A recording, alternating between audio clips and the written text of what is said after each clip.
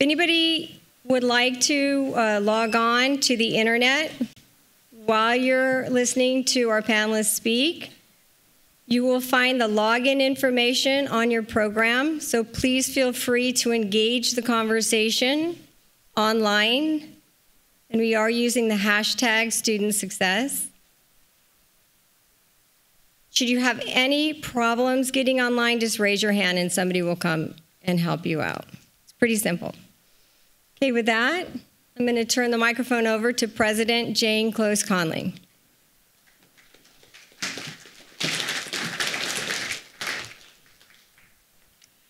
Thank you, Terry, and welcome. Welcome, everyone. I am Jane Conley, and I get to be president at Long Beach State University, and I'm privileged to welcome you all here tonight.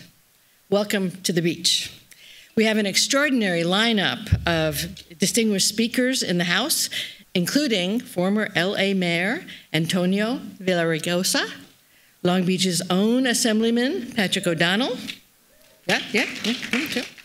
our former superintendent of the Long Beach Unified School District, Carl Cohn, and yes, here's Carl, and CSU Vice Chancellor of Teacher Education, Dr. Marquita Greenough-Shire.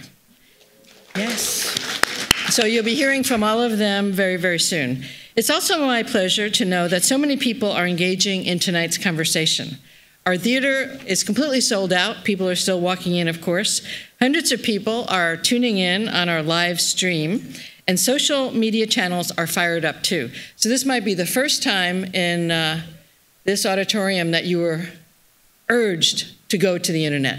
That's not the usual message that our professors send. And looking into the audience, I see many distinguished community leaders, too many, in fact, to really mention each of you by name. We expect just momentarily our own current superintendent of public schools, Dr. Christopher J. Steinhauser. Chris has served at the helm of our school district for more than 14 years, and his work has gained praise from far and wide, including the Los Angeles Times that recently coined him a rarity in the educational arena. And that was a good rare, a very good rare. It's truly an honor to work alongside of him. I also want to recognize longtime press telegram icon, Rich Archibald, right there in the front, as well as my Associate Vice President, Terry Carbow, who just spoke to you. These two together are the force behind the formal partnership that exists between the campus and our media partners. Let's give them both a round of applause. I am particularly fond of tonight's topic. In Long Beach, we are fully committed to the notion that our city's social and economic future is tied to the success of our youth. With more than 80,000 students enrolled in about 84 public schools, this is no small task. Through the Long Beach College Promise, we remain focused on our collective purpose. We know that when educators succeed, our city succeeds. Promise initiatives are so important to the future of our nation.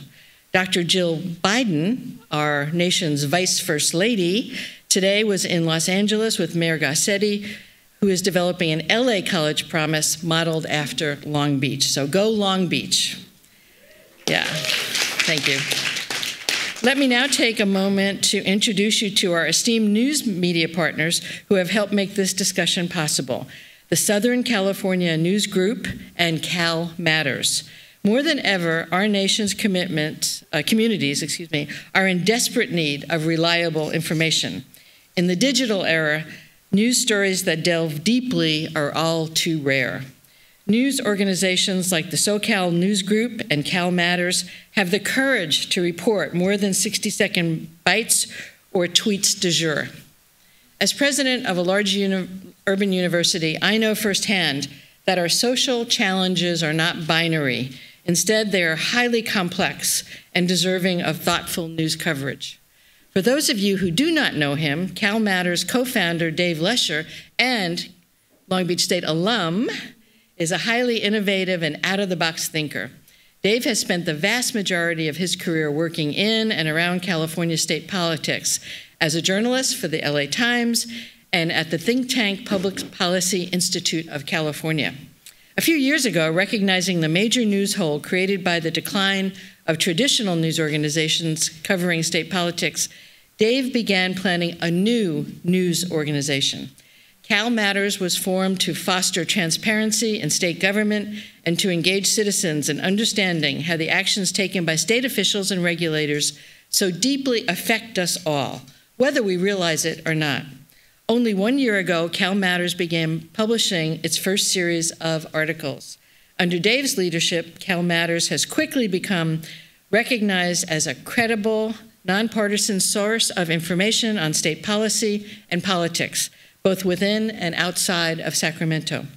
Through the generous support of philanthropists, Cal Matters is able to provide its content free to partner news organizations, including the Southern California News Group. The Southern California News Group is relatively new on the horizon, too, and a key partner in tonight's event. It includes a collection of 11 daily newspapers and websites, including the Press-Telegram and the Orange County Register. Combined, these news sources are an important source of information for those who live and work in Southern California. Tom Bray is here tonight.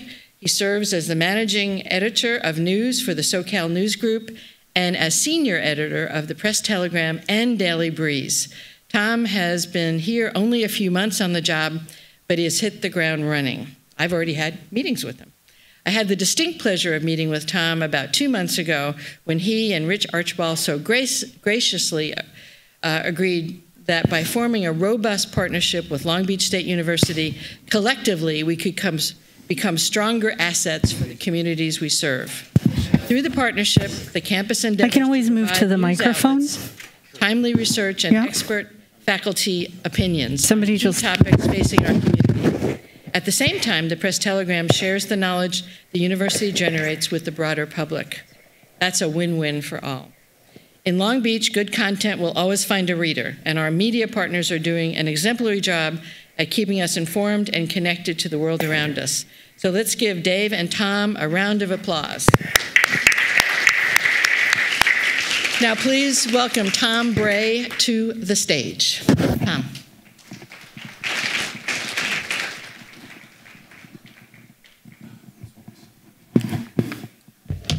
Good evening. Thank you, President Conley, for your kind words. Thank you, everybody who's here tonight. Thank you to Long Beach State, or is it California State? Okay, well, we'll say Long Beach State tonight. They've been fabulous partners in this, particularly esteemed emissary Terry Cawborough. I was going to say power forward, but that seems like a more inelegant word, but she is an amazing force of nature, and she's been hugely helpful to help put this on. I'm the new kid here, but I feel incredibly blessed to have such a strong relationship with the university out of the box. I truly appreciate it. I'm also the new kid to Southern California News Group. I was kind of an acquisition. I came along with the deal when the former Los Angeles News Group bought the Press Enterprise in Riverside. I'm very glad to have been acquired. It's SCNG for short now, Southern California News Group. Before it bought the Register and the Press Enterprise earlier this year, it was nicknamed Lang for Los Angeles Newspaper Group. Now, SCNG doesn't lend itself as gracefully to a nice roll-off-the-tongue word like Lang. Skang doesn't work, and Snug doesn't work. So if anybody can give me a better moniker, I'd appreciate it. Let me know in the lobby. A small army of SCNG folks helped put this on tonight, and so really too numerous to name. Sincere thanks to everybody who helped us put this on. Our group is now 11 daily newspapers, plus affiliated weeklies, specialty publications, and websites. They include the Press-Telegram here in Long Beach, your co-host for this evening, and the Daily Breeze up the coast in the South Bay. We're also the Register in Orange County, the Press Enterprise in Riverside, the San Bernardino Sun, Redlands Daily Fax and Daily Bulletin in the Inland Empire, the Pasadena Star News and Whittier Daily News, San Gabriel Valley Tribune, and Los Angeles Daily News. Did I miss anybody? Okay, Jenga. We're all committed to local news at all those properties, and those properties are not new. Those are not new publications. Many of them have centuries-long legacies. I think the oldest of us, I know the Press Enterprise is more than 130 years old, so we have a deep legacy in Southern California, in print and online. That means local people, local leaders, and local news. And local schools. You can't tell me based on tonight's event that people don't care about local schools. Thank you all for coming and for caring about your community. We have that in common. Our third partner for the evening is the independent journalism project Cal Matters, which you heard a little bit about. Southern California News Group readers get Cal Matters content, and it provides a wealth of quality journalism about statewide issues, people, and leaders. For us, it's like having our own bureau in Sacramento. We're pleased and proud to work with them. I'd like to introduce the editor of Cal Matters and the man who deserves credit for the idea of staging this event, David Lesher.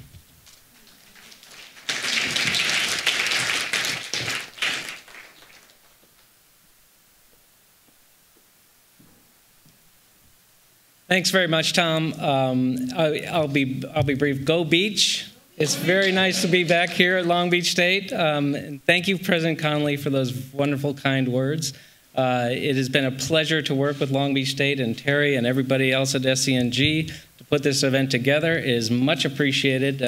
Very looking forward to a wonderful event. I also want to thank our panelists because we did a lot of work putting together what I think is an exceptional panel, and I look forward to a great discussion. We have a lot of expertise and experience on this topic here tonight, as well as very prominent elected leadership, which I'm looking forward to hearing from. And particularly, you know, Mayor Villaraigosa and I go back to when he was Assembly Speaker and I was the LA Times reporter in Sacramento. So we have worked together for quite a while.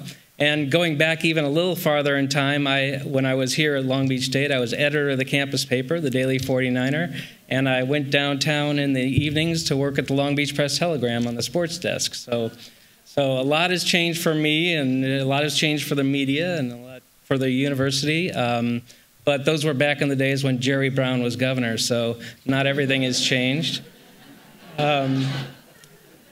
So I just want to say a little bit more about Cal Matters. You've heard quite a bit, and it's much appreciated. We are part of the future of journalism in reflection of the shrinking media coverage, particularly at the state level, and particularly in a state as important and big as California. We are an independent, nonprofit startup. We're, as President Connolly and Tom said, we're about a year old. We have a team of veteran journalists who do in-depth coverage of the major policy topics in California. Education tonight, we do environment, we do healthcare, poverty, transportation, criminal justice, and more. We share our stories with newspapers throughout the state and radio stations, and we distribute online. And we're much appreciative of the very close work and partnership we have with the Southern California News Group. So you can see a lot of our work in the 11 newspapers that they publish, as well as online at calmatters.org. Also, this tonight is the first event of a speaker series that Cal Matters is launching. We'll call it Policy Matters, but we'll be holding events like this around the state about major policy topics at the state level with prominent policy leaders and media partners. So you can look forward to that at calmatters.org as well. So I'm going to turn it over to our first presenter, and then we'll get to our panel discussion promptly. The first presenter is Bo Yarbrough. He's an award-winning education writer at San Bernardino Sun. He's done several stories about the topic that we're going to talk about tonight, and he's going to give us a presentation with some of the background that will set up and tee up our conversation on the panel. So please welcome Bo Yarbrough.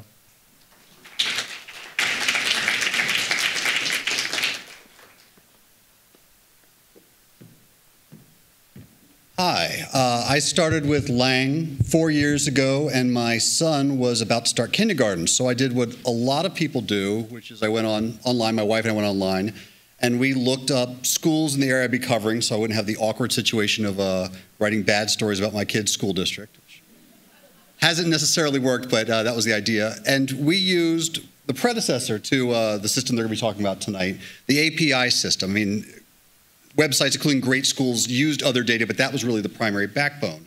And as the educators in this room know, API scores and standardized test scores in general, what they really measure is socioeconomic stuff, measures, which isn't useless, but it doesn't tell you a lot. You can have schools that, I've written about schools where they have great test scores, but they have lots of other problems going on, and just looking at API scores was always a bad measure for that. So can we go through the slides? So the state school board is now looking at new measures that are a little bit more refined. We'll be able to tease out problems so you won't be able to hide behind good test scores. issues about graduation and suspension rate, college and career readiness, how your English learners are doing, which is one of the few things that I think everybody agrees was a good thing from No Child Left Behind, which most educators hate otherwise, but it did force everybody to look at how all the groups are doing. School climate stuff, how parents are doing, which is always the secret sauce for every school. Next slide, please. They're still working on the exact details of how this is going to be looked at, what measures and what weights and all that stuff, and how they'll be presented. But yeah, so we're looking at new things that, I mean, standardized tests aren't going away. We just moved this past year, 2 years ago, to a new set of standardized tests that you've heard a lot about that are aligned to Common Core state standards. But there's other things in there that could tell you a lot about what's going on. You can't just have the kids who are the exceptional kids, which exist in every school, hiding other problems. Absenteeism, for instance, is a predictor of all sorts of problems with your subgroups. And if you're not tracking that, which schools didn't always do, you're going to be able to get lots of problems and fail those students. Next slide, please. Yeah, so we have these 4 different standards. I believe the 4 standards were agreed on pretty early on. It's just a matter of figuring out what exactly is going to be used to measure those things. And they're not necessarily punitive, which is the previous system under No Child Left Behind particularly had a lot of threats of violence towards schools if they didn't improve on things. It's a matter of finding problems and be able to catch them early and do something about it. Next slide. And then here is the very, it's supposed to be very easy to navigate report card that's going to explain all this stuff to parents. The thing that I like about it is, in addition to just seeing how everybody's doing all these scores, we're also looking at whether that's going up or down or stagnant. A really high score that's stagnant or going down isn't as exciting as a medium score that's shooting way up, that's showing that the school district is doing the right stuff and your students are doing the right things. You can see there's all these different categories. Some of these are applicable to different groups and different measures, stuff like that. One of the things that Jerry Brown did a few years ago was blow up the school funding system, which previously was more of a just, they paid based on daily attendance. A few years ago, they went to a local control funding formula, which he rebalanced the amount of money, and the money is now based on not just your attendance, but whether these kids are, you have foster kids, you have English learner kids, other groups of kids who need more help and need more money. But he also attached a stick with the carrot that you had to also, and I don't know if it's on this screen, but the LCAP, the local control accountability of course, plan, thank you. At the local level, stakeholders will sit there and decide what's important to happen at that school district, and if they don't measure up, that's a big problem. And this data is intended to both help that help local stakeholders know whether they're measuring up. Sorry, and it's also rated here as well. I think that's about enough blathering from me. They're going to talk about it much more informed and much more detail. I worked with Judy Lynn for the first time this past summer from Cal Matters on this very topic. And she is a Sacramento pro. When she left the AP a year ago, people freaked out in journalism. So here's Julie Lynn, who's going to be very informed. Thank you.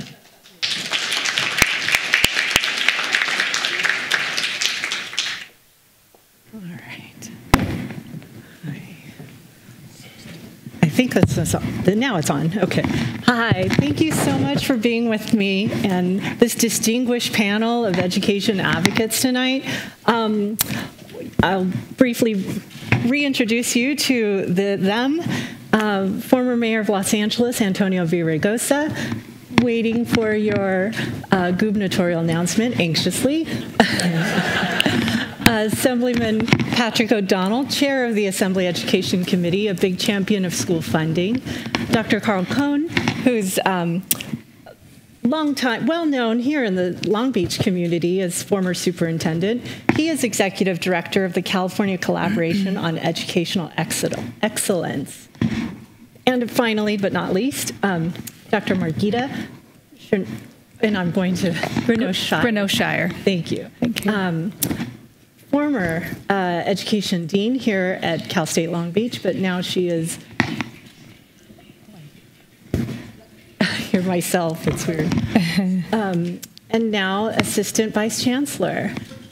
So I want to kick off with the news. Last week, the State Board of Education made an important decision. They voted unanimously on a new school rating system. I'd like to start with Mayor Villaraigosa. What did you think of the plan? How is it complete? Would you give it a pass?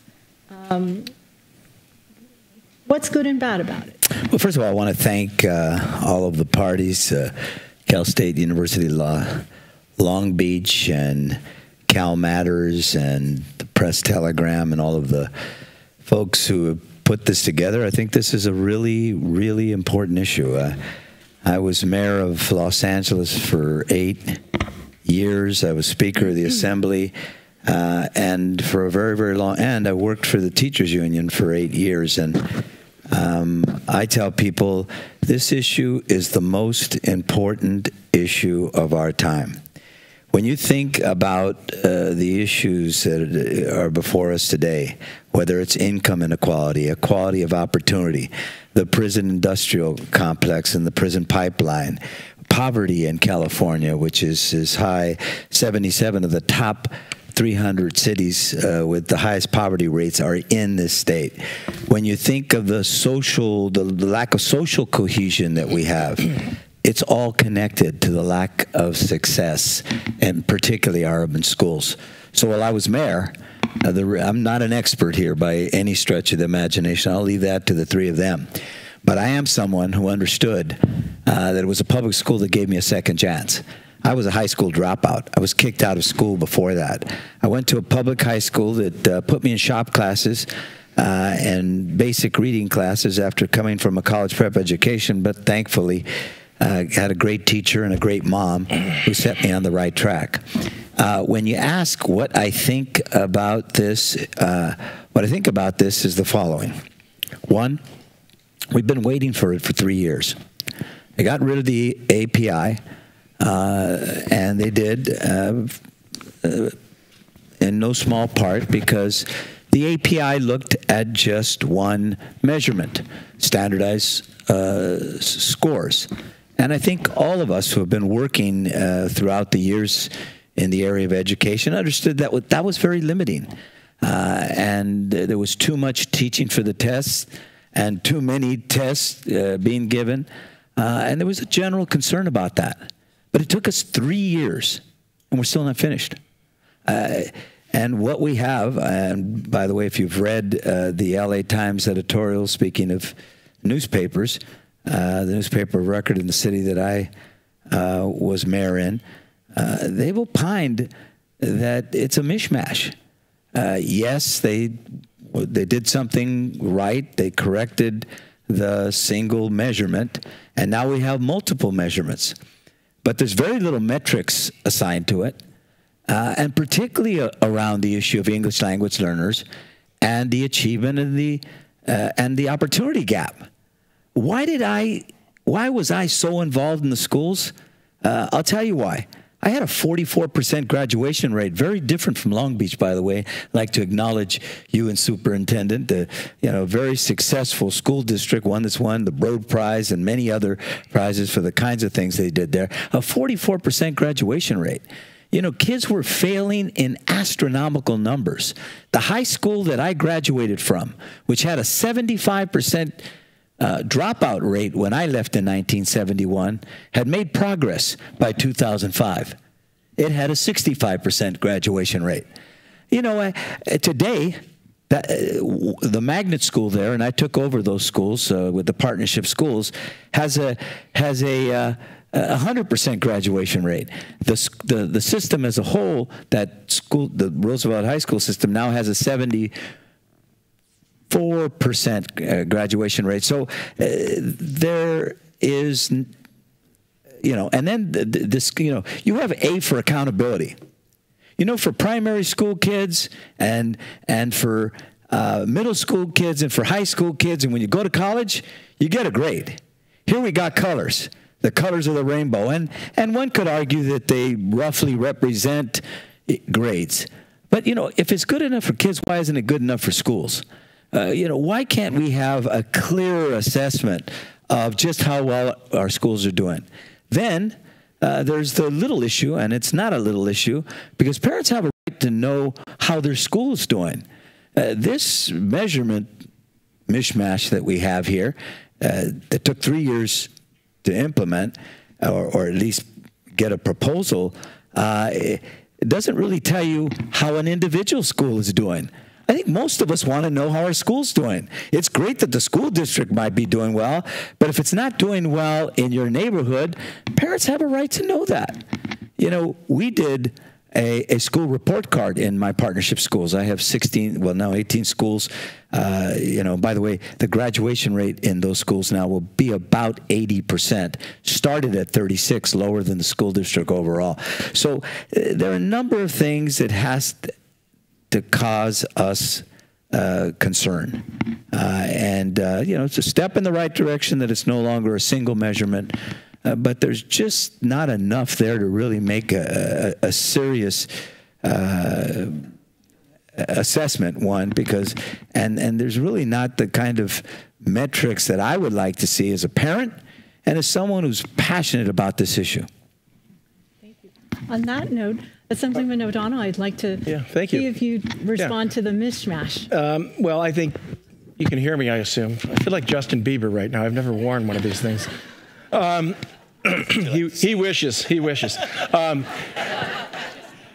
But I think this is a work in progress. Accountability is good, but accountability with continuous improvement is better. So I think this is a good work in progress. It's not done. The state board itself will tell you it's not done. It's got to come up with the metrics, et cetera, that the mayor talked about.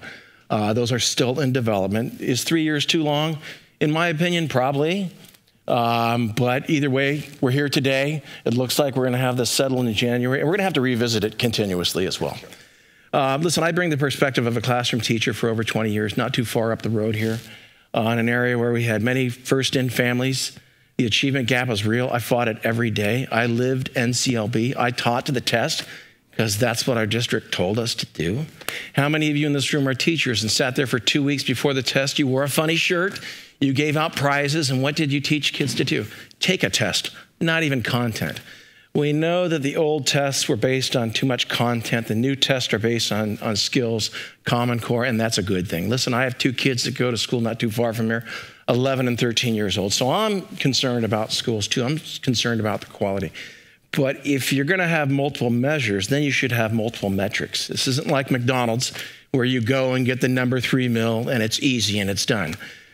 Too many people spend more time, you know, quite frankly, in the line at McDonald's than they even do looking at the metrics associated with their school. And so we're really going to have to train parents going forward what these metrics mean. We're going to have, it looks like we're going to have about 6 of them. It may change through time. It may change even what those 6 topics may be, may change. So I take a different view than the mayor. I think we're off to a good start. Did it take a long time? Yes, it did. But we've arrived at the point where we're going to make some decisions. I think the board did a wise thing in taking a lot of community input. So again, I think we're at a good moment. We're going to have a new system that's going to tell people how schools are doing on different things. I'm really, you know, intrigued by the career readiness component too, because I taught at a school where we lost a lot of kids because we didn't have multiple paths to success. Not every kid is going to a 4-year university. Should every kid be prepared and have an opportunity to go to a 4-year university? Absolutely. But we also need to offer, you know, multiple opportunities, what I call multiple paths to success. So I'm really excited about that component. And then we're simply not going to rely on one test score. Do test scores matter? Absolutely. Should we still have testing? Absolutely. But should they be the sole determinant of a school's success? No, it should be multiple measures. Dr. Cohen, you have a tough job ahead of you helping those struggling schools. I wonder if you could give us your take. Sure. I'm absolutely delighted to be here. It's always fun to be back in your hometown. I'd like to salute the Press-Telegram for all of the things that they did back when to launch the Long Beach improvement effort. I rather like the direction that the state board is taking. One of the things that I don't include on my resume is that I actually co-chaired the 1999 Public Schools Accountability Advisory Committee that created the API. And at the time, we thought the emphasis on test scores was going to be brief. And then along came George W. Bush, who signed No Child Left Behind, and sort of the rest is history. Now, 17 years later, we're finally getting to the point that we thought we would pivot to way back around the year 2000. I believe that the improvement process needs to be continuous. You've got to build capacity at the local level. Obviously, Long Beach is a shining example of that. You've got 2 superintendents in 24 years. You've got a steady direction of improvement. The job seems to be to bring that. I like to say before we had the California way, we had the Long Beach way. And I would argue that we need to bring that to the rest of the state. The big plus for me is all of this engagement at the local level where we're really sitting down with stakeholders and talking about what do you want for your public school system. That conversation actually took place here in Long Beach 2 decades ago, a little bit more than 2 decades ago. And parents told us, we want high standards, dress, behavior, and achievement. And we want our public school system to be the first choice of parents, not the default system if you don't have other options. So this path that the state board is on, along with the governor, I absolutely believe is the right path. The reason why Long Beach is getting better is because the improvement process is owned by people at the local level. It was never fear of Sacramento or Washington, D.C. that motivated us. If you knew Long Beach back in the early 80s, where gangs were out of control, the Navy was leaving, a whole host of negative factors were in play. People came together and said, one of the ways we can turn this around is by improving our school system. That ownership of the improvement process is still present today. And so bringing that to the rest of the state, I'm absolutely bullish and enthusiastic about that. The other thing that's important is whenever I talk to superintendents and school board members about the work that the collaborative is going to be doing, getting the right kind of help to schools, districts, charters, county offices, the reaction is pretty much, we don't need to wait for the color-coded scheme. We actually know we need help. We're ready to roll up our sleeves and go to work. And so that's what I think is important and valuable about this change in direction. Thank you. I want to end off with Marquita and ask you, you're educating the next generation of educators. What do you make of this plan, how it might impact schooling? Well, I also want to thank all of you for inviting me to participate in this important conversation. And anytime I'm invited back to Cal State Long Beach, I'm happy to come. I think generally it's a good idea. The first question that I thought about is accountability for what and accountability to whom. And I think from what I'm reading, that's going to become clearer over time. You had asked in a previous conversation to grade this, and I think it's too soon to give a grade. We don't have the data, let alone the metrics or the systems in place to evaluate the impact. But what I really like about this is the multiple measures. And even though the metrics to measure student engagement, school climate, family interaction, and implementation of state standards may not be in place, you have researchers and faculty right here in the CSU who can help to develop those metrics and partnerships with the Board of Education and the California Department of Education, and including the Commission on Teacher Credentialing. So I see an opportunity for a really, really important partnership with higher ed, including our community college partners, as we figure out how in the world we are going to assess this accountability system. I really like that the new system is designed to align with the new state standards and to provide a dashboard. I sort of like the colors because it's an easy way to look at it. Do we need more underneath it? Absolutely. We need to understand what those colors are, but many school districts have dashboards that are easily accessible to teachers and family members, so I'm not troubled by the dashboard. What I've read, the new system is designed to promote equity by identifying those schools and those children and youth where there continue to be those disparities and when the achievement gap continues to grow and grow. So that, to me, is one of the most promising features of this. And we have research that's going to help inform program improvement efforts. I was reading today the Institute of Educational Science, the What Works Clearinghouse, is compiling research on evidence-based strategies for program improvement. Again, higher ed can help these efforts across the state. So I'm holding off on a grade, but I like what I'm reading about. And at some point, I want to talk about the impact on teacher education and teacher preparation, too. And you touched on my next question, equity. I think we can agree that the biggest challenge in California today is the stark achievement gap among low-income Latino and African-American students. I'll just throw it out to the panel, how is the new system supposed to help schools bridge that gap? Well, it's not clear. I mean, from what I've read, and I've read a number of the commentaries, Assemblymember Shirley Weber, Ed Trust West, the number of education groups that are focused on the issue of equity, it's just not clear from what they proposed. And not to engage in a back and forth, but I think the issue that it's taken 3 years is a real issue.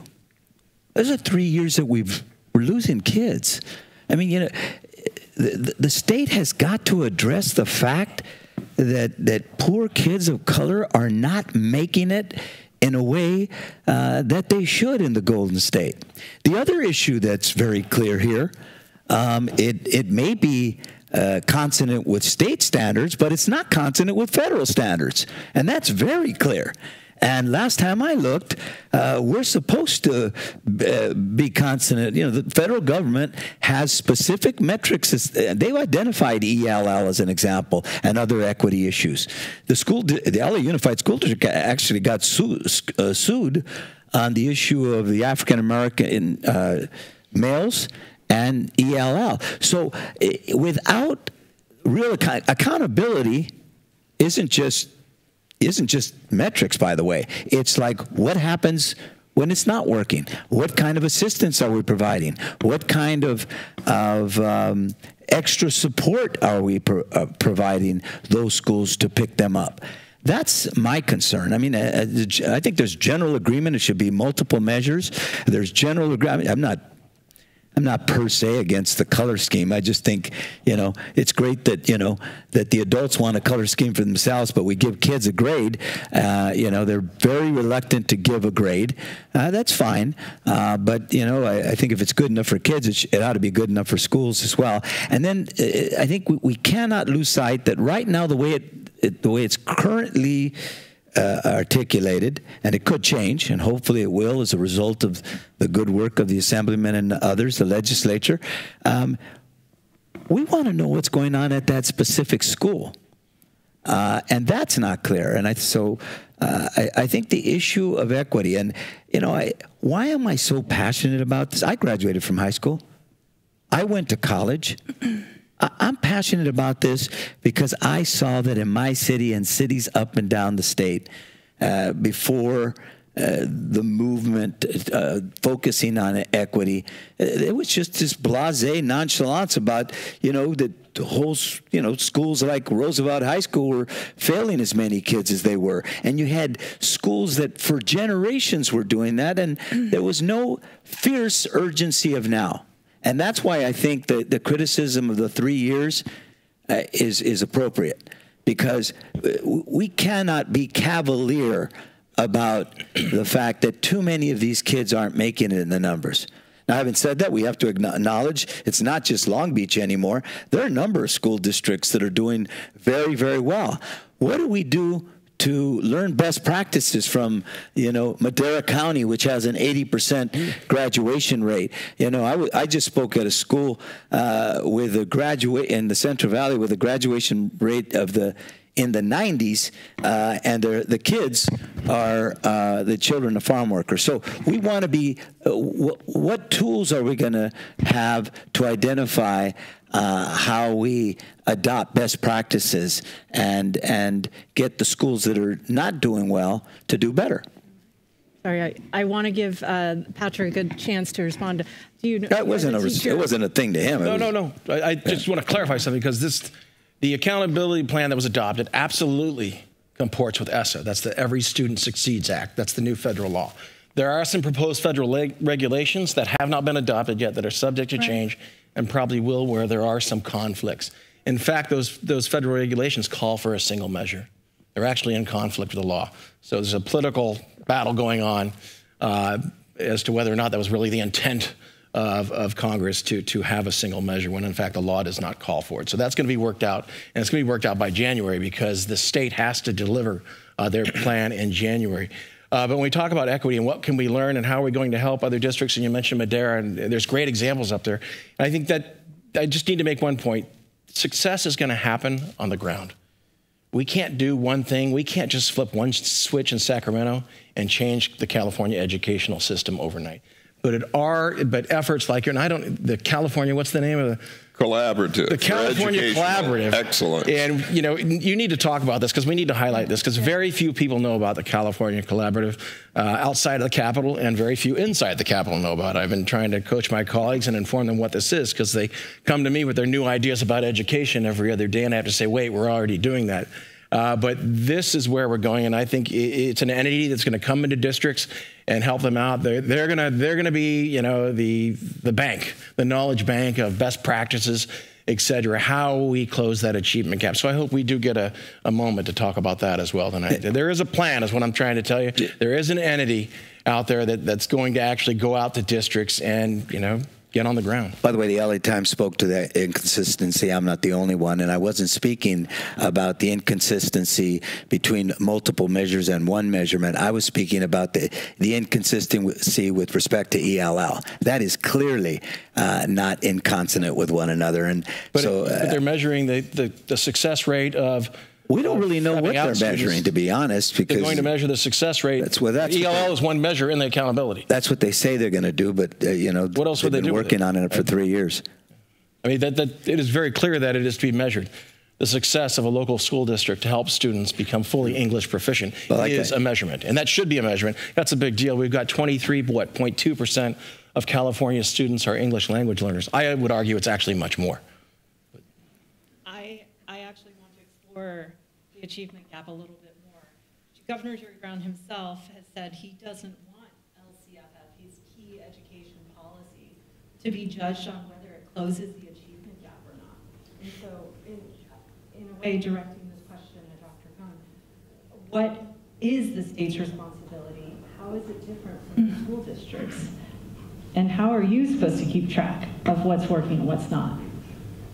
The achievement gap, it's not politically correct to talk about how difficult closing the gap is, but every now and then I talk about it, so I'll talk about it. The big gains in student achievement in Long Beach kicked in years 5 through 10 of my time here, which culminated in the winning of the Broad Prize.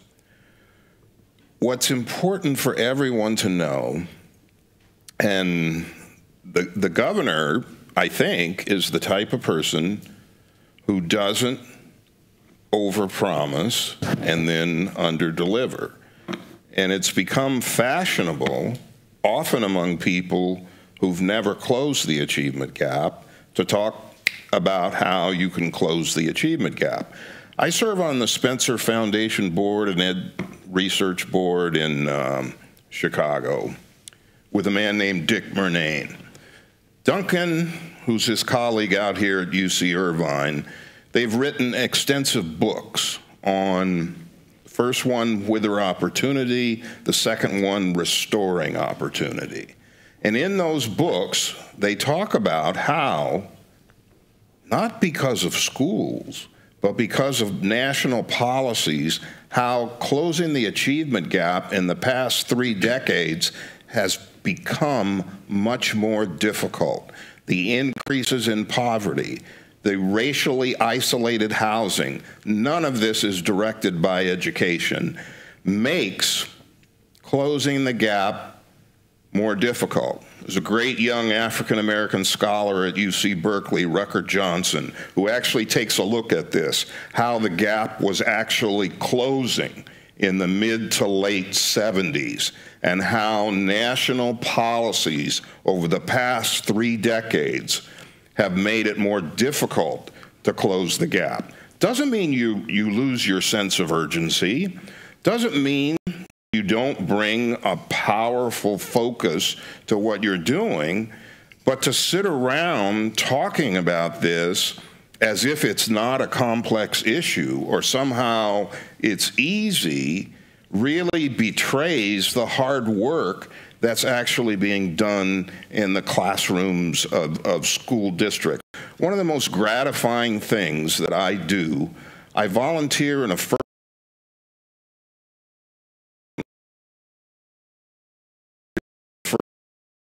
last week.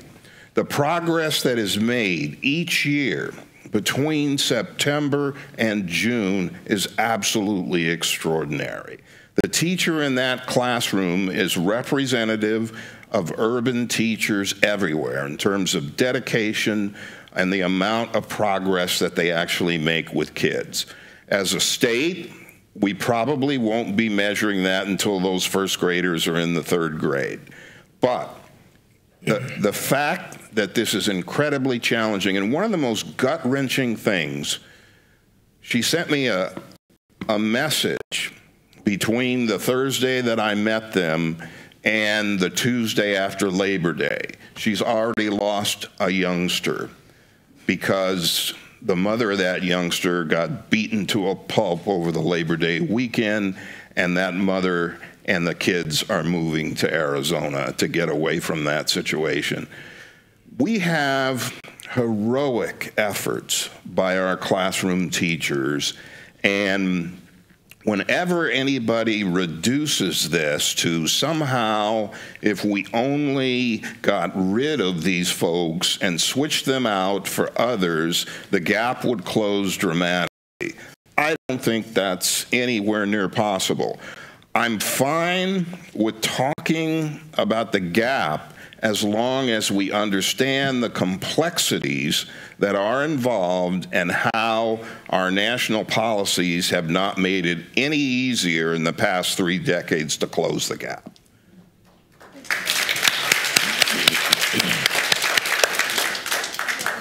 Going back to Mayor Villaraigosa then, if this hands-off approach is being endorsed right now, what is it that you see as being problematic? What can struggling schools save themselves? You've seen this firsthand in your own school district. First of all, I don't disagree with the notion that the achievement and the opportunity gaps are very difficult to overcome. I don't think anybody here, and certainly nothing in my commentary, I'm not a demagogue, but, you know, when I hear the excuses, and that's what they are, these kids can't learn because they're English language learners, because they're foster kids, because they're poor, because, you know, X, Y, Z. You know, I tell people, you're talking about me. I can read and write. The fact is, we have. It's very difficult. There's no question about that, and I certainly wouldn't, disagree with an accomplished, administrator, superintendent, educator on that score. But we need to do a lot more, and we do need to have the fierce urgency of now. We're going to be 1 million down in the number of college graduates that we need by 2015. We're going to be another 1 million down in the number of people with specialized skills, because as you said, not everybody's going to college. But if you have the right skills, you can be work ready and work in many jobs. That number is only going to get bigger if we treat the achievement gap as if it's, because it's difficult, is something that we shouldn't focus on. It should absolutely be our priority. When Tom Friedman talks in his book, The World is Flat, and says that, America's not competing, he's not talking about those kids. He's talking about middle-class kids. We're not competing, in math and science. Those kids aren't competing with the developing world. And, we can get a great deal of even more progress, and we have had progress, and I think we all have to acknowledge that. There's no question about it. But it's because there has been generated a focused effort on this issue, and albeit it's difficult, without question, but there's a reason why LA Unified got sued by the Department of Education and the Obama administration. We just weren't doing enough, and when I first got elected, just raising the issue of the dropout rate, nobody wanted to acknowledge it until we had 5 studies that showed it was 50%, roughly 50%. So, I don't disagree with the notion that it's difficult. It's much more difficult to teach me, in the growing up in poverty, single mom, domestic violence in the home, schools that weren't preparing, me than my son, whose mother graduated from this school, who has a master's in education from this school, whose father was a mayor. He was learning, classical music in the womb. He had a different experience. I'm talking about those kids that, where it was okay to have a dropout rate in the 25 and 30, in the 65 and 75% range for 40, 50 years, and nothing was being done about it. So that's a big difference between saying that, somehow, we're demagoguing on this issue of the achievement gap, and, no.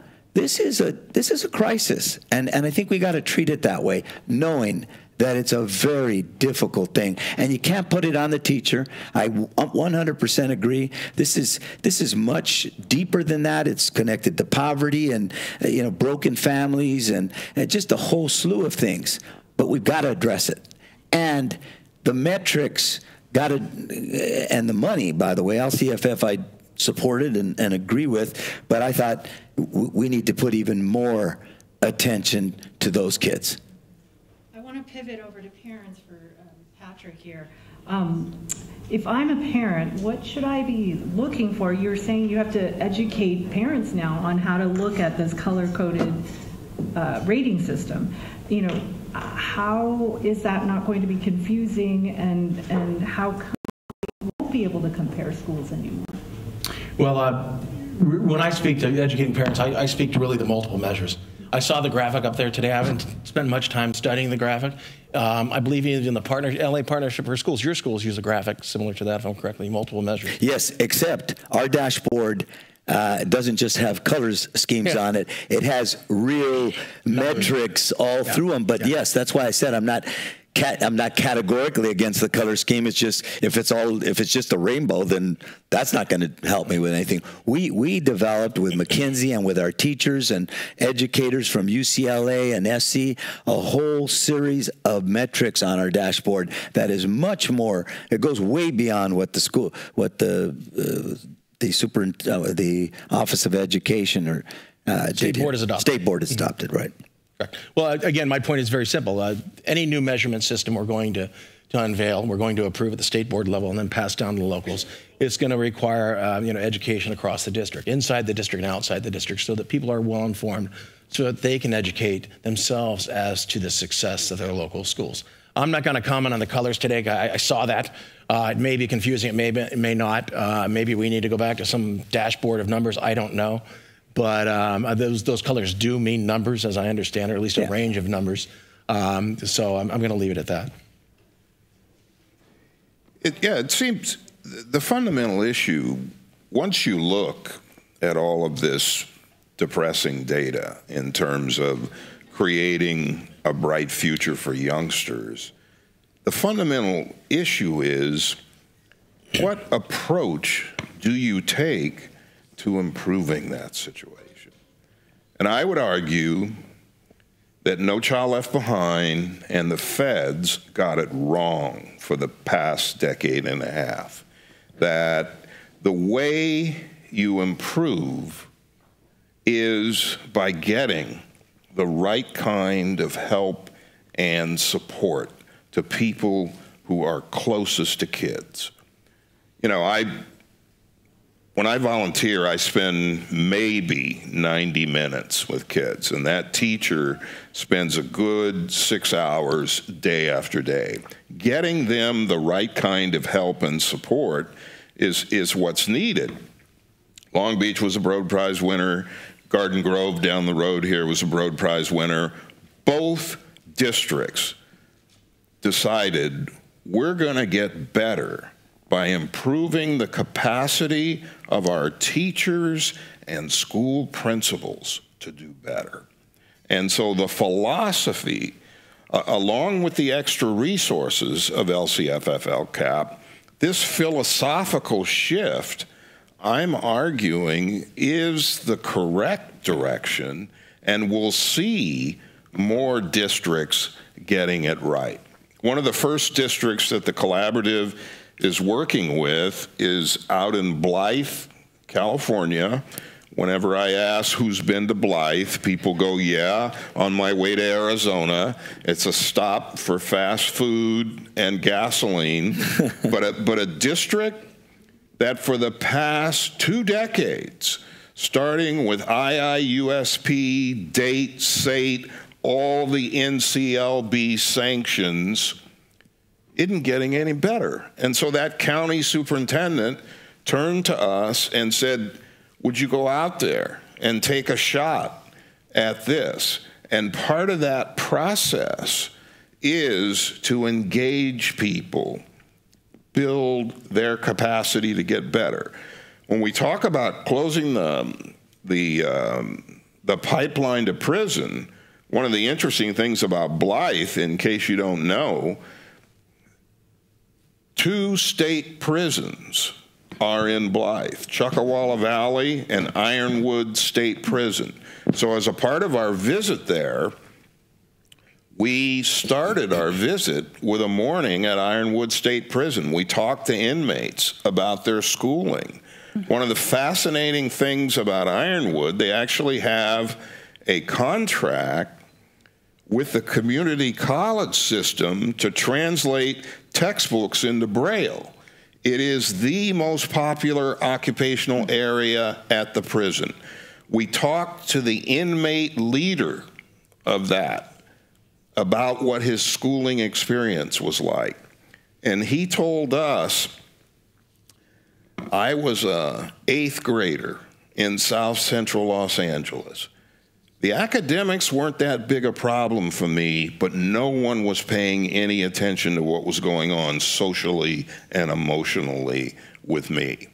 So I decided, in order to navigate that tricky turf, that I needed to join a gang. And if I was going to be in a gang, I was going to be the leader of the gang. I'm walking with the warden, and I ask him, what does it cost today to house an inmate here? He said, it's just a shade under $50,000 per inmate.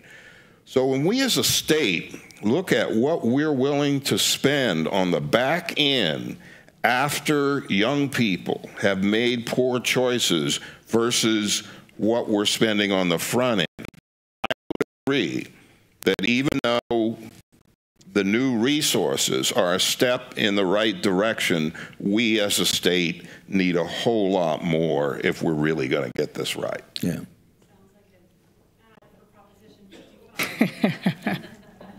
Go ahead. I think we're all for it. Vote yes. If I may, what I think Superintendent Cohn has highlighted, and it's been said several times throughout the evening, is the importance of the teacher. And I'm surprised that we haven't had, as part of this panel presentation, criticism about the teaching force, because that's typically where this narrative goes. A teacher once said, teaching isn't rocket science, it's a lot harder, right? Teaching is both science and art, and every day teachers are making complex decisions on a minute-by-minute basis. I mean, I'm impressed that you are volunteering 90 minutes every week, but think about what that teacher does 6 days, 6 hours a day, 5 days a week, with diverse learners, not just English language learners, but students with special needs, students who are at risk for learning, students in poverty. So what we do in teacher preparation to get our teachers and our counselors and our principals ready so they can go into these award-winning schools and continue their professional growth and development. So one of the hallmarks of the partnership with Long Beach Unified has been this, this pathway from the College of Education into the school district. So we do what we can do in pre-service, and then we hand it over to our district partners, and that's part of why we've been very successful. Included in that is our community college partners as well, because not all of our students come directly to us from the four-year institution. So the other thing I might just say is there's this idea about reciprocal accountability. Ken Futernick is a retired faculty member at CSU Sacramento, and he's looked at why teachers leave the field of teaching. And yes, they're not paid enough, and yes, they're not valued as teachers are in some other countries. But the number one reason that he found is that teachers don't have that support around them, and that there's not instructional leaders in place in some school districts who provide the kind of supports and resources and continuing professional development to ensure that teachers and counselors grow in their own profession. So I want to just keep emphasizing the important role that educators have in this, because at the end of the day, everybody's looking at them, right? Yeah, and actually that pivots me over to Vagara. You guys have all heard about the California Supreme Court split decision. You know, in challenging teacher tenure and school employment laws, should we reevaluate how we're judging teachers? You know, if we're not including student performance, should we? You know, what might be another route to improving teachers as a whole in California? So teachers as a whole in California are invested in their own growth and development, and we have multiple examples of the kind of induction work that goes on in school districts. I don't know the answer to your question. I worry about the simple line that's being drawn between what a teacher does in her classroom and that child's achievement, because as you've heard tonight, it is complicated. There are many variables that impact that. So again, this is a complex endeavor that we're engaged in, and so we need to have teacher voice at the table in terms of accountability. Teachers want to be accountable for their students' learning, but again, there's multiple measures by which to do that. It's not just one single grade.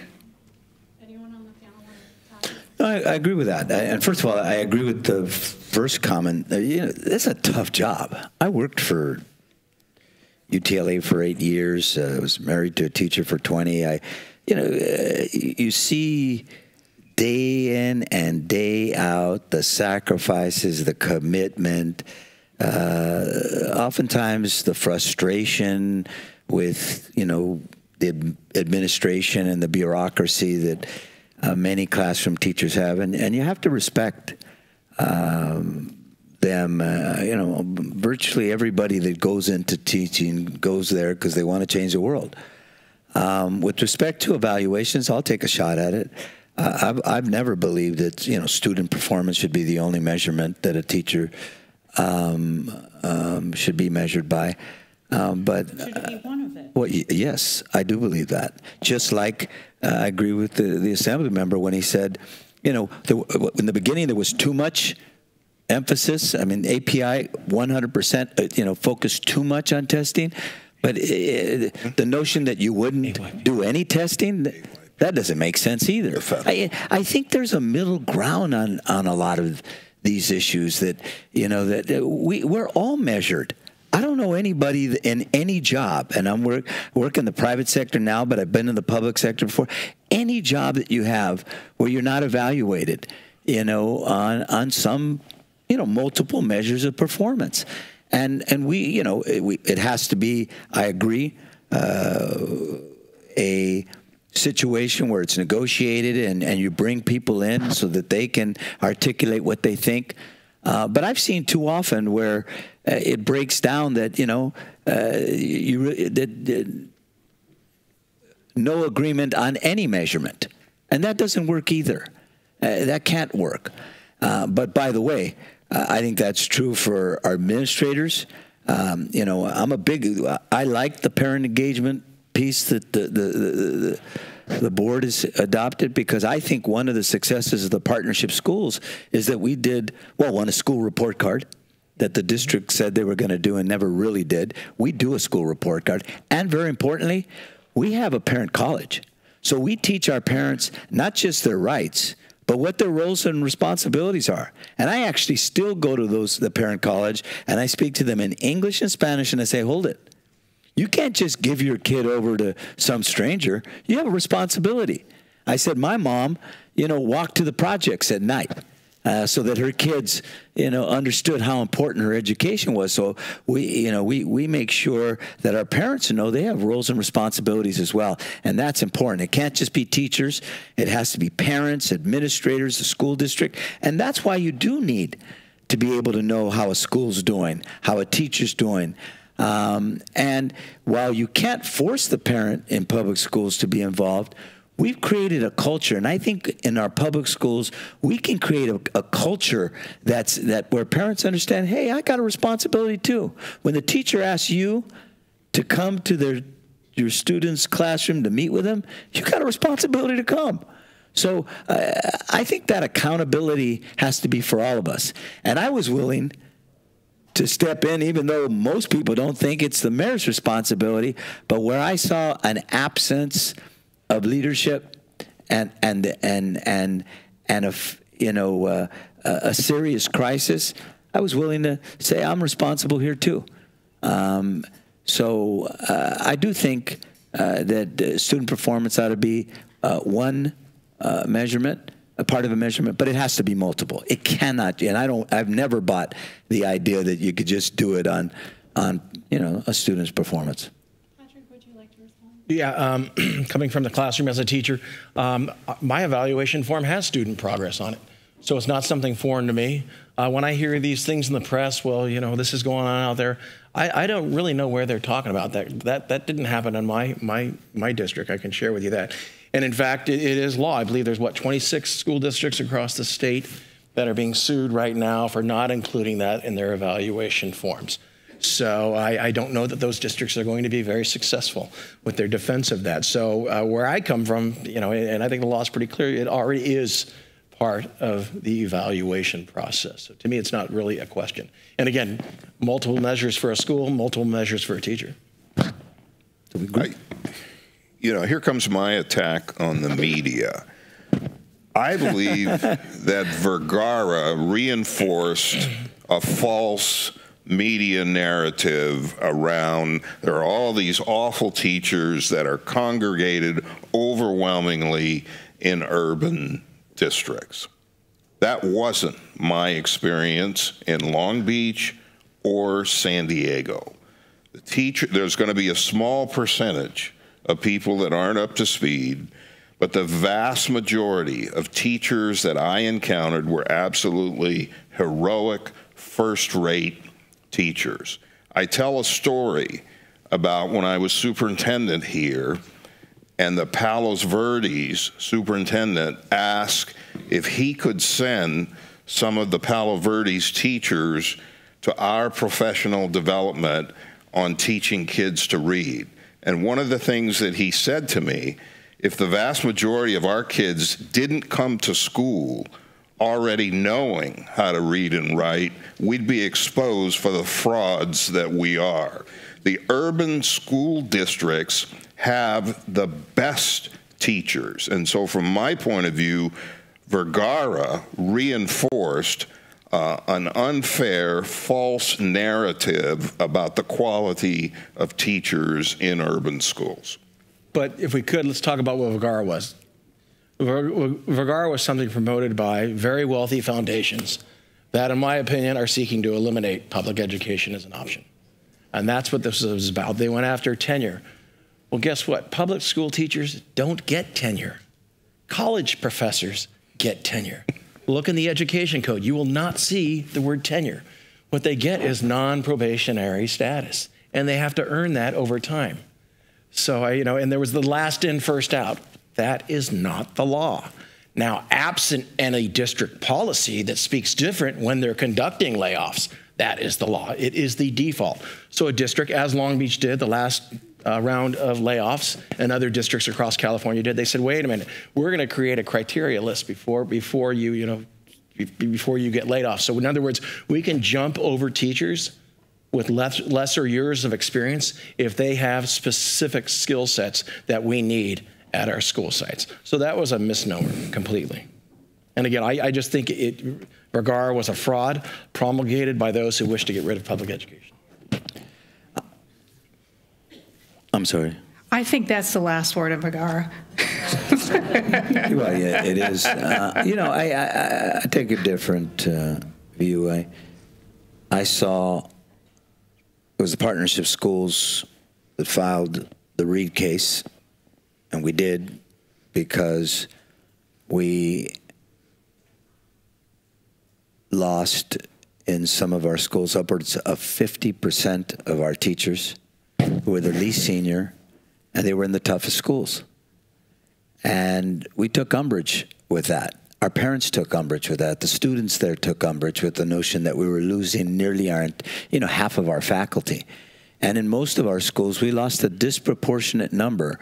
When the school district was losing about 3% of their teachers, we were losing 20, 30, 40, and more of ours. So again, it's one of those things where if we had been able to sit down and negotiate, but in our school district, they essentially said that's the ed code, whether it was or not. That's what they said. They said that's the ed code, and we said, well, that's not how we interpret it, and we were able to prevail. Afterwards, the lawyers who got behind Vergara tried to take that statewide, the basic concept of it. And look, I don't believe, I agree with Superintendent Dr. Cohn, the vast majority of teachers are hardworking, are good, are competent. I do believe, however, that 2 years just isn't enough. New York has 3. Many states have more. I think there could have been, and I've always said, a dialogue around extending it from 2 to 3 years. I do think I think it's a broad brush statement, frankly, that it's some kind of anti-union effort. I've supported unions my whole life, and I worked for the teachers union.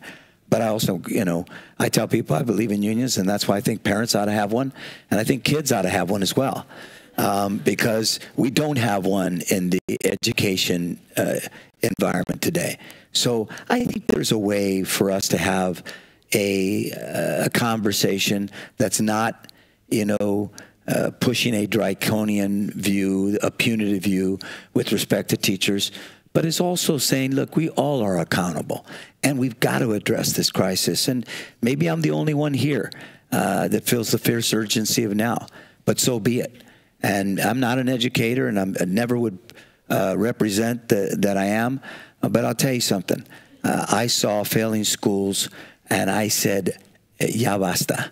You know, we're not going to take that anymore. We got to do something about it. And I really do think that people who care about our kids, and I think everybody who's here wouldn't be here on a Wednesday night in the evening if they didn't care about their kids, whether they're a teacher, a parent, or administrator, or just a student here. We can have conversations about this, and we can, I think, find common ground. As an example, I do agree. We're not funding our schools. I mean, it is an abomination that we spent I think it's closer to 60, Dr. Cohn. It's actually closer to $60,000 a prisoner and spend what we spend today on our kids. We can do more. But I've been speaker. And I was speaker during a time, by the way, when a historic, contribution over and above Prop 98 for education. And I said then, the only way we're going to convince, and I do support 55, I guess it is, and support it because we've got to fund our schools. But the only way we're going to, look at how difficult it's been. The only way we're going to convince the electorate, many of whom don't have their kids in these schools, that we need more money is that we got to show that we're doing more with the money we got. Places like Long Beach, admittedly, and I'm a big fan, and Garden Grove and other places, I named Madera and I can name a lot more, are doing great things. We got to be able to replicate that, and we can't be afraid to be challenged to do that. And that's just the point that I'm making here. I do want to hand off some of the opportunity to ask questions to our educators and parents in the audience. And I'm not, is there a microphone? I'd like to be able to, yeah, in the back.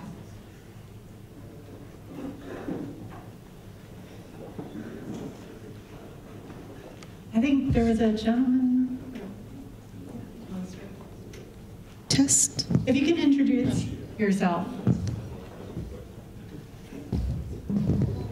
My name is Jane Williams Fleming, and I'm a retired teacher. And I agree with a lot of what's being said. This is a wonderful thing to have. My question is, why isn't the president of CTA up there to give the teachers' viewpoint? Good point. Well, I think we Next time, huh? We do have educators here, Dr. Cohn. Sure. And that's what the CTA president would be. He knows or she knows the politics of education, which is why I suggest the president of the CTA. Thank you. Down here. Yes. Hi, I'm Charles Slater here at Cal State Long Beach in the College of Education. We talked a lot about accountability, but we haven't mentioned the word race. And I think Dr. Cohn started to get at it, I think, a little bit with the deal made back in the 70s, which is we're going to fix the cities, but we're going to keep the suburbs the same. We're going to live in a segregated society that's more segregated than it was in 1954.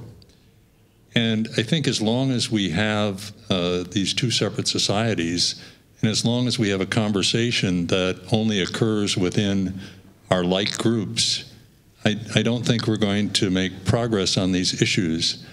I think we have the power. If you look at the amount of investment we have in our own children and our families, if we were all in the same communities with that kind of investment, with that kind of power, I think really we'd have a different kind of society. So I'd love to hear the panelists talk about race and where that fits into the equation. Race. Well, I mean, I'll take a shot. I think your point is right on, and well said. You know, we, as I've heard many commentators during this political season opine, we have conversations about race every day. We just have them within, you know, within groups and not intergroup. And when we do, unfortunately, they too oftentimes, you know, kind of fall apart, if you will, and get into, you know, screaming matches. And that was really the point I was making before. I think there are good people, you know, of every race, of course, but good people with differing views about how we address these situations who should and could and must come together to have these conversations. And I certainly agree with Dr. Cohn, just how difficult these challenges are. But they're not impossible. And they do require our policymakers, all of whom, you know, for whom are sitting here, or to really try to grapple with how we address it. I'll just do a plug for the EdSource Forum coming up on October 6th in Oakland. Rucker Johnson will be one of the speakers who's done extraordinary research on how national policies have made closing the gap more difficult. So, and I think, again, that talking about this is incredibly important. Doesn't mean we're going to make a big excuse or slow down, but it's important to know what we're up against. I agree.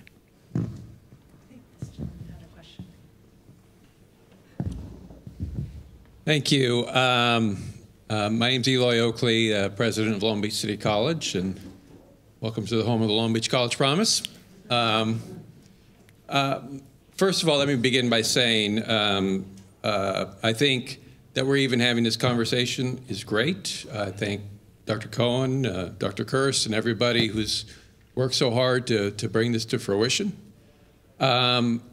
Certainly from higher education, we haven't even begun to talk about true accountability, so you're way ahead of us. My question is, one thing that is missing, and a very important part that's missing, which Dr. Cohen, you alluded to when you said there's only been a couple of superintendents here in Long Beach for 20-some-odd years. If you look at places where things are going well, there's longevity. There's the opportunity to move initiatives through difficult times and to fruition. And a missing component to the accountability is where school boards land in accountability. Because you can have the greatest initiatives, you have the greatest accountability measures for your schools and your teachers. But if school boards don't hold on to, recruit and hold on to good superintendents, a lot of this never gets done. So has there been any thought to how we, as we move the focus away from teachers and administrators, is there a place to hold school boards more accountable for the kind of climate that they create? Tough issue. One of the things that we're doing, we're working with the California School Boards Association on these issues around governance. One of the interesting things about superintendent preparation programs, one of the first things that they tell you is you're supposed to be silent about who gets elected to your school board. Well, one of the things that I did, and one of the things that Chris Steinhauser continues, we endorse candidates for the school board, which as superintendents, you actually know a lot about what makes for a good school board. The late editor of the editorial page at the Press-Telegram, great guy, I'm blanking on his name, Rich. Larry Allison. Yeah, Larry Allison used to give me a tough time about that, and he would say, an editorial would say something to the effect of Carl Cohn's trying to choose his bosses. And I used to come back and say, if everybody is silent on who gets elected to the school board, I'll join them. But the notion that the sole person who should shut up about who gets on a school board is the superintendent, I felt that was unfair. But I think, and the other thing about it, I had kids in the school system. I had a vital interest in what was going on. I think that did, in fact, contribute to the overall stability of the system. Obviously, the other thing, you know, Chris Steinhauser was part and parcel of the efforts that were started 2 decades ago. And so that kind of continuity is absolutely extraordinary in a large urban school system. Wherever I go now, and I'm going to Merced tomorrow morning, I talk about the fact that the big gains in student achievement kicked in years 5 through 10. We tend to look at things in these 4-year election cycles, and that Long Beach board could have easily said, you know, he's a nice guy, he's charming, but it's not happening. So let's switch him out for somebody else and get a new direction. And so the governance piece that you're talking about is really critical.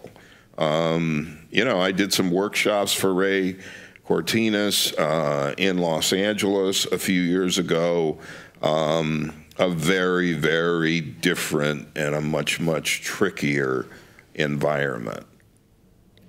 Yeah, let me just say to that, I agree with that assessment, and I also think that, I mean, one of the crazy things about Can you guys hear him? In testing, can you hear me? You can't hear me? It's on. There you go. One of the crazy things about this whole issue of school boards is about, in LA Unified, about 7% of the people actually vote for school board. And there's too much in the way of micromanaging.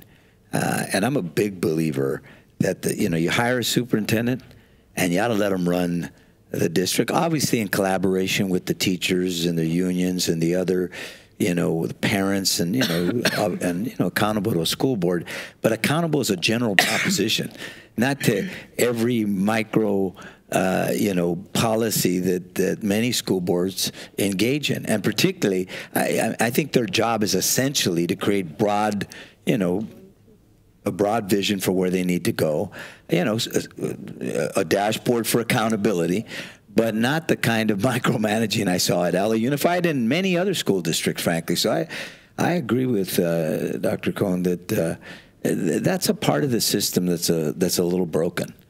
I argued in a law that that the superintendent, at least in LA Unified, ought to have a lot more authority to make education decisions. That law was passed along with my ability to approve superintendent, and we lost on a trial court on appeal. But ultimately, I think that we ought to let the professionals, people, I could have an opinion about education, and you could have an opinion, and you're actually, much more studied in that, and so I think you hire them, you set broad goals and have measurements, but we got to let them, as he says, kind of implement over a period of time where you can show some results. So I agree with that. There was a question.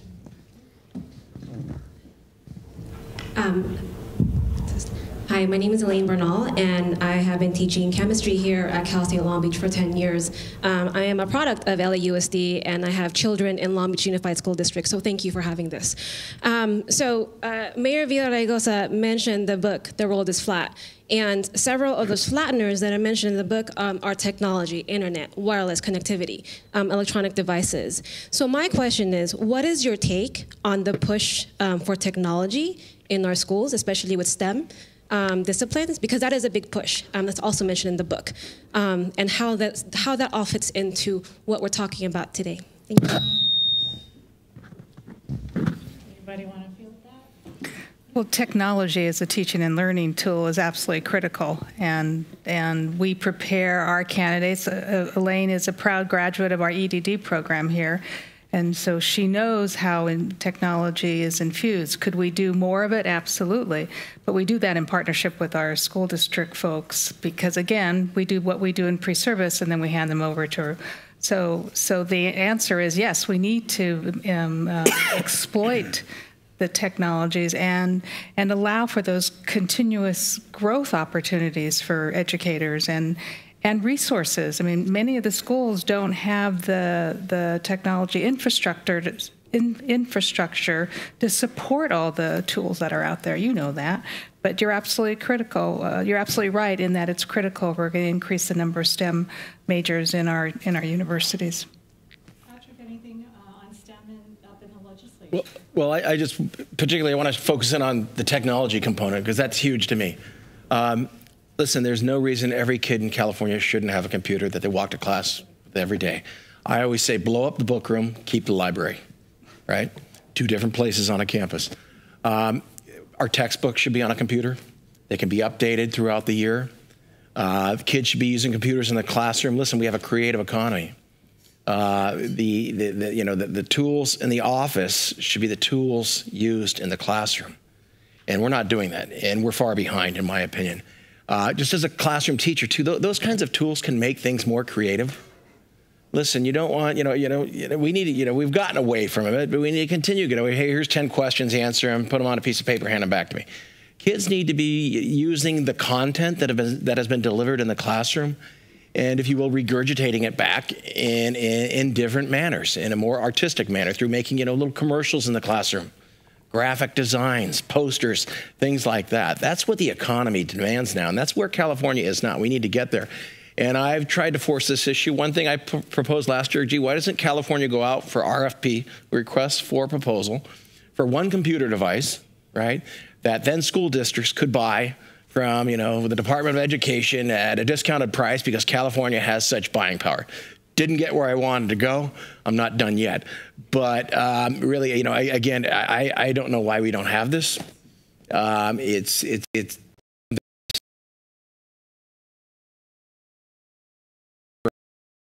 every school needs to get there. It's about not only about education, it's about the future of the California economy. In addition to that, and I wholeheartedly support that notion and keep on fighting for it, we got to make sure they have access to the internet, because what happens is many of these kids have a computer and then don't have access at home to the internet, and figuring that piece out and is critical. And when I look at some of the strides the partnerships schools have made, it's been because of technology, in no small part blended learning and adaptive learning technologies.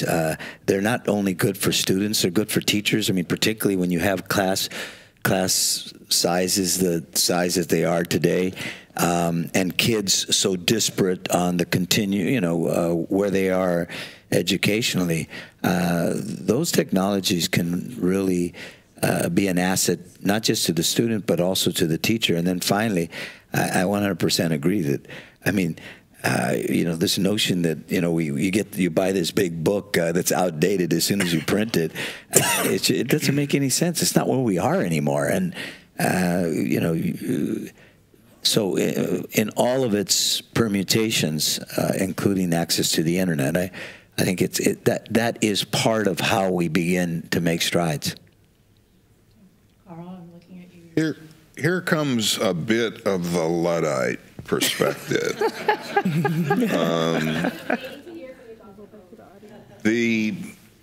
As I travel the state and visit schools and school districts, I see what I would call too much mere acquisition of devices without the kind of rich engagement, retraining of teachers that really should go along with that. Right.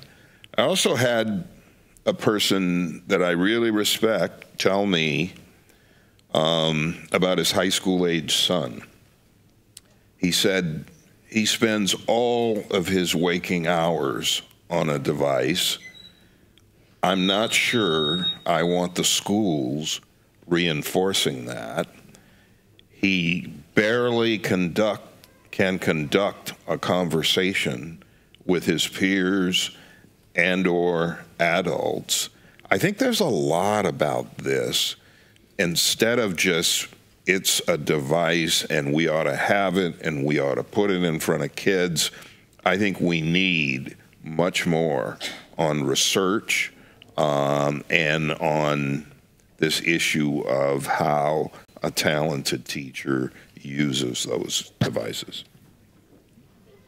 Any other questions? Thank you for coming. Hello. It is on. Okay. My name is Joe Moreno. I'm an educator. I taught up in Northern California in West Contra Costa Unified School District.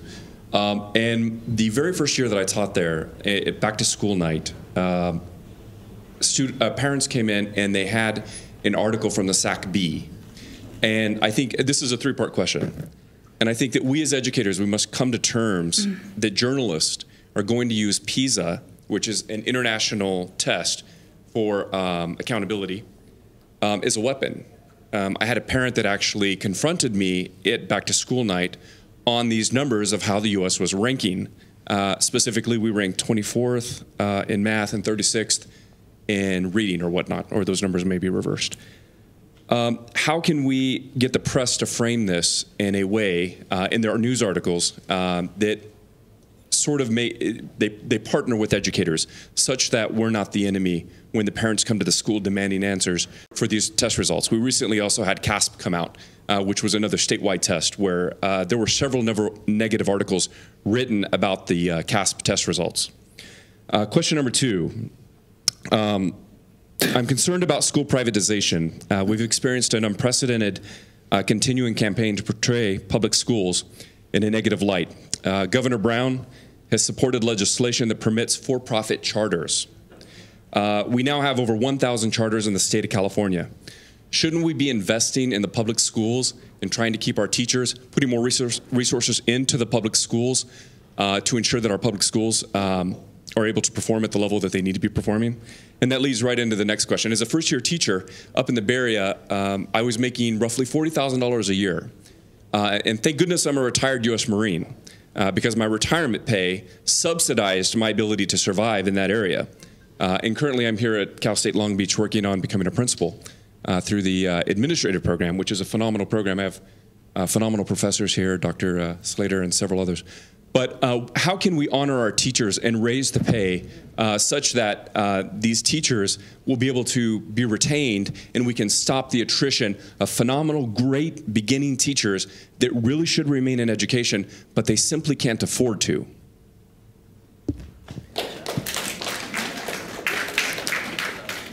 Well, I'll take a first stab at your multi-part question. First of all, I apologize that at one of your first parent meetings you had a parent who raised that issue with you, because, as you know, those family teacher nights should be about how do we how do we collectively work together to ensure student success. So the issue of teacher pay, it varies across districts. You know that. And we did a survey of our local school districts when I was dean here, and we have starting salaries that are not 40. They're starting at 60, 65, 70. So depending upon the region that you're in, the starting salaries are going to be different. But you're absolutely right that we need to work with our state officials to ensure that our teachers have a decent salary that acknowledges the complexity of the work that you do every day. So I'll start with that and then turn it over to one of the best superintendents that I ever had a chance to work with. You know, your first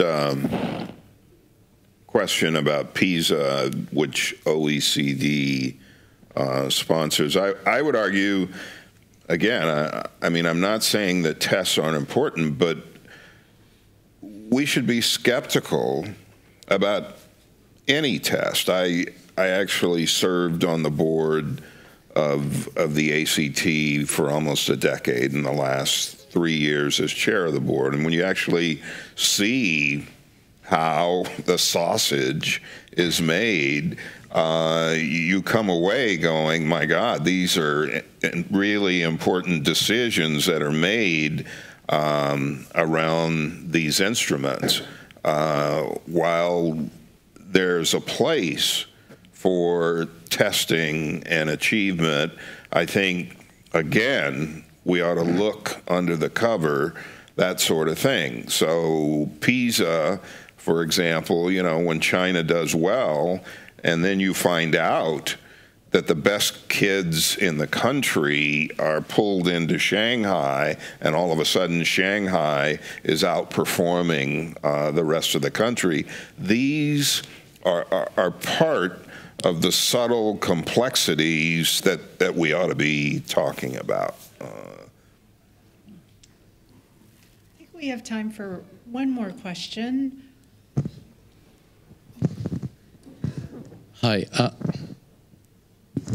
It's on. Hi, I'm a 27-year veteran, and my question is, as far as this new accountability, how is that going to help? Because I've seen over 27 years so many teachers leave, especially under NCLB. How's this going to help with the teacher shortage? The new system? Yeah, I think Sure. the question is Yeah. about teacher retention. As I move around the state and begin this work with school districts, there's tremendous enthusiasm around this new approach. That you're not coming here to call us names or to denigrate us, but you're actually going to be a thought partner in how we can get better. We did 2 workshops out at the school district in Blythe.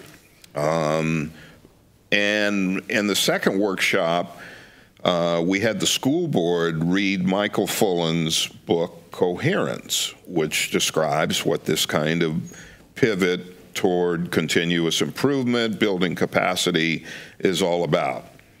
In the room was Chuck Kirchner, who writes the On California blog for Education Week. So he asked the people present, how does this feel different from what you've had in the past? The president of the school board said, it's both refreshing and scary. Refreshing because this is a genuine attempt to get to know our community and work with us. But scary because in the past, we could always say, this is what the state told us to do. And if it isn't working, the state, there's something wrong with the state. And he said, now we're on the hook. This really is a substantial change.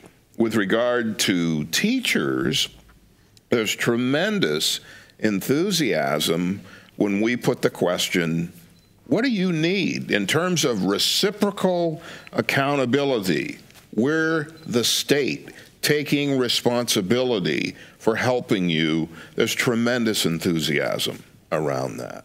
And that's all the way from, you know, we're looking at tiny Sausalito, Marin City, to the conversations we're having with Michelle King and Francis Gibson in Los Angeles.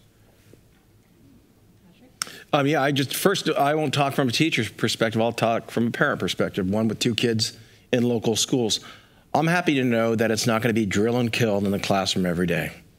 I'm happy to know that the teacher isn't so worried about one single test score garnered in a couple of weeks worth of testing time that that's all they're going to focus on every year, because the principal's going to come back in September with the test scores and say, hey, you didn't do your job last year, yet you did a lot more actually.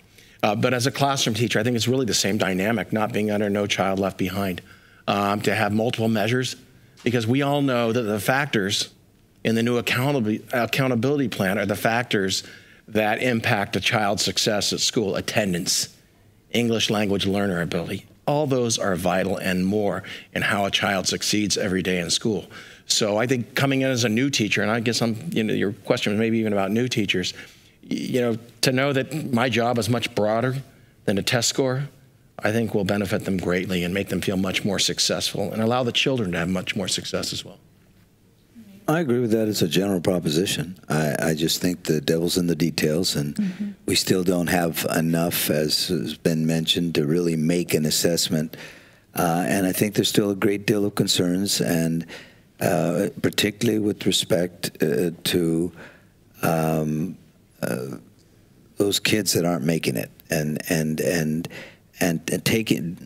drilling it down to the schoolhouse, not just to the school district. But I generally agree. I think that virtually there's almost unanimity that a single measure of performance didn't work, and that the focus, the over-focus on testing really wasn't, productive. And so I generally am supportive of the new direction. I just want to see a lot more in the way of detail, and specifically with respect to the actual school site. Judy, I would also add that to address the question about the teacher shortage, we need, as a collective community, to get the message out that this is a new way of being accountable and teaching, that teachers are going to be part of this process. They're going to identify the resources and supports that they need. People come into the teaching profession because they have a passion for social justice and making a difference with children and youth. So you've already got people halfway, right? So if they now know that this new accountability system is actually going to transform how they are allowed to do their work, I think we're going to see a huge difference. And my colleagues and I in the CSU are trying to get that message out right now, right? Because this teacher shortage is at a crisis. And so we're working across the segments to get that information out. So thank you for that question. I think we're about to wrap it up. We're at a really exciting juncture in creating this new accountability system. So I want to thank each and every member of this panel. They're really insightful and engaged and feel passionate about it. So I hope you join me in giving them a round of applause.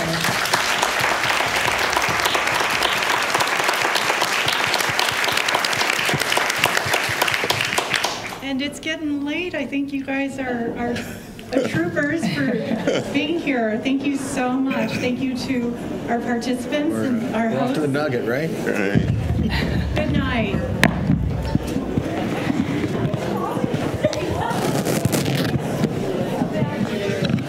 Good job.